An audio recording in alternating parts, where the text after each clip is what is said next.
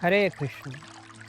এই জগতে দিন কহে ধনবান সুখী, অর্থাৎ যারা গরিব রয়েছে, যারা দীন দরিদ্র রয়েছেন, তারা বলেন ধনবান হচ্ছে খুবই সুখী। ধনবান কহে রাজা সুখী, কারণ রাজা তিনি সমস্ত রাজ্য শাসন করছেন, তার কত সেবক সেবিকা রয়েছে। রাজা কহে সুখ মহারাজা খাবারে, অর্থাৎ মহারাজা আমার চেয়ে বেশি সুখী।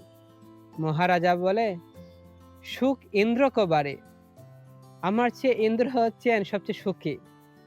তিনি হচ্ছেন স্বর্গের রাজা, সেখানে সমস্ত প্রকার আরাম আয়েস, সমস্ত প্রকার ইন্দ্র সুখ বুকের আয়োজন আছে। ইন্দ্র কহে আমি সুখী নই, ব্রহ্মা চতুর্ণন সুখী, অর্থাৎ ব্রহ্মা তিনি সুখী, আমার চেয়ে তিনি সবচেয়ে বেশি সুখী। ব্রহ্মা কহে সুখ বিষ্ণু কবারে, আমার চেয়ে ভগবান বিষ্ণু হচ্ছেন সবচেয়ে সুখী। তিনি এই জগতের নিয়ন্ত্রক, তিনি হচ্ছেন সর্বোচ্চ সুখী। কিন্তু তুলসী দাস কহে ভজন বিনা এই জগতে সবই দুঃখী। তো এই জগতে যদি আমরা হরি ভজন না করি, তাহলে আমরা অ্যাকচুয়ালি সবাই দুঃখী। কৃষ্ণ ভজন বিনা এই জগতে আপনি কোথাও শান্তি পাবেন না।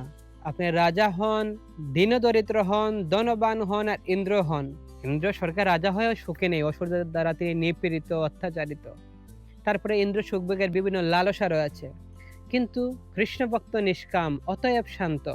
কৃষ্ণ ভক্ত নিষ্কাম, কোনো প্রকার তিনি কোনো বস্তু দ্বারা আসক্ত নয়, নিরাসক্ত, তাই তিনি শান্ত।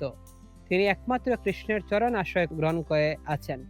তাই যদি আমরা শ্রীকৃষ্ণ চরণ আশ্রয় গ্রহণ করি, তাহলে আমার কি বা আছে আর কি বা যাবে। আমি কোনো কিছু হারাইয়া যদি ফেলি, সেটা কৃষ্ণ সেটা সংরক্ষণ করবেন। আমার কোনো কিছু পড়ে গেছে, হারিয়ে গেছে, আমার কি চিন্তা, কৃষ্ণ আছে সেটা দেখবে। আমার খুব চিন্তা হচ্ছে, আমি কি করব, কি চিন্তার বিষয় আছে, কৃষ্ণ আমাকে রক্ষা করবেন। আমার ভয় হচ্ছে, কৃষ্ণ আমার মাথার উপরে আছেন। তাই সর্বক্ষণ যদি আমরা কৃষ্ণ ভাবনায় থাকি আর কৃষ্ণের শরণাপন্ন হই, তাহলে এই জগতে আমার না থাকবে দুঃখ, না থাকবে ভয়, আর না থাকবে আমার অভাব অনটন আর চিন্তা। হরে কৃষ্ণ।